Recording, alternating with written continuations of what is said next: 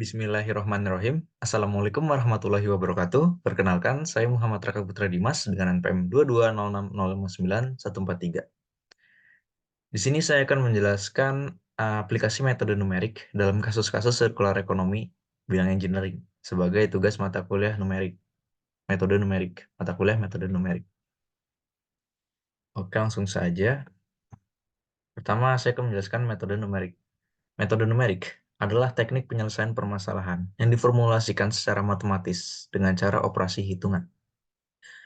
Dalam metode numerik ini, dilakukan operasi hitungan dalam jumlah yang banyak dan prosesnya berulang. Sehingga dalam prakteknya perlu bantuan komputer untuk menyelesaikan hitungan tersebut. Nah, di sini bisa kita lihat contoh gambarnya. Oke, kemudian adalah circular economy engineering. Ekonomi sirkular adalah model ekonomi yang bertujuan untuk menjaga sumber daya tetap digunakan selama mungkin, dengan mempromosikan energi terbarukan, mengurangi limbah, dan meminimalkan konsumsi sumber daya tak terbarukan. Pada intinya, ekonomi sirkular merancang produk dan sistem yang meminimalkan limbah dan memaksimalkan efisiensi sumber daya. Hal ini berarti berfokus pada pengurangan jumlah energi dan material yang digunakan dalam produksi, mendorong penggunaan kembali dan daur ulang material, serta pengembangan sistem tertutup yang memungkinkan produk diproduksi ulang dan digunakan kembali. Oke, kemudian masuk ke penerapan metode numerik pada circular economy engineering. Di sini saya mengambil aspek dalam dunia perkapalan karena sesuai dengan jurusan saya yaitu teknik perkapalan. Di sini contoh penerapannya adalah sebagai berikut. Menggunakan metode numerik dalam circular engineering untuk menganalisis kekuatan struktur dan desain dari sebuah kapal dengan menggunakan suatu program. Nah, dari langkah tersebut, kita dapat mengetahui dan memilih bahan material yang digunakan untuk pembuatan kapal. Aspek sirkular ekonomi yang diterapkan adalah penggunaan campuran scrap besi dalam pembuatan plat sebagai bahan penyusun. Ya, bisa dilihat di bagian bawah sini gambar-gambarnya.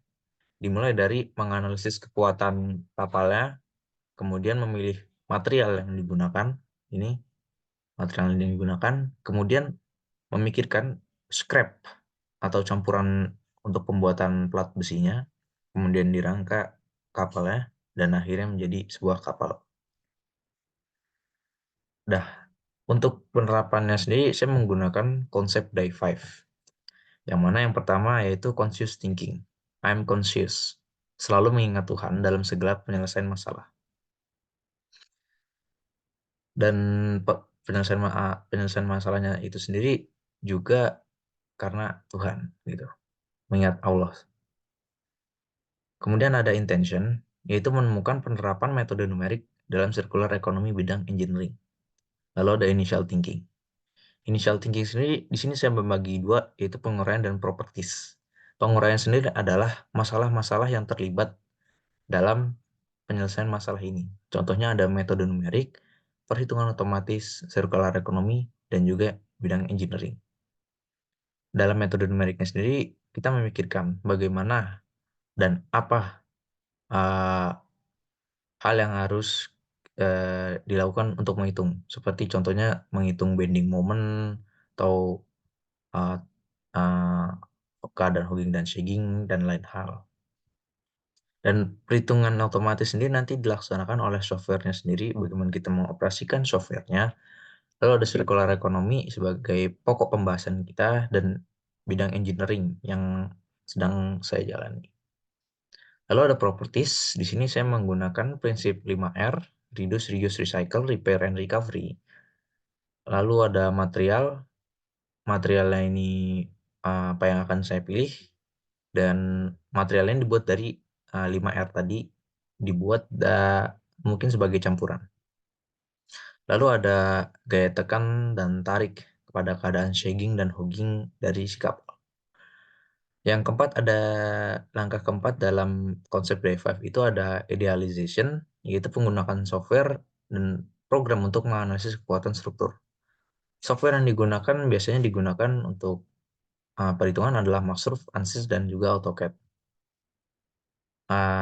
Kemudian yang terakhir adalah instruction, yaitu, keadaan menyatukan semua langkah-langkah sebelumnya untuk menghasilkan apa yang kita cari. Di sini saya, memasukkan model plat besi yang terbuat berdasarkan prinsip 5R tadi, ke dalam software Ansys. Nah, ini dilakukan untuk menghitung kekuatan bending moment. Kemudian memasukkan model kapal untuk menghitung kekuatan kapal keseluruhan pada aplikasi Microsoft.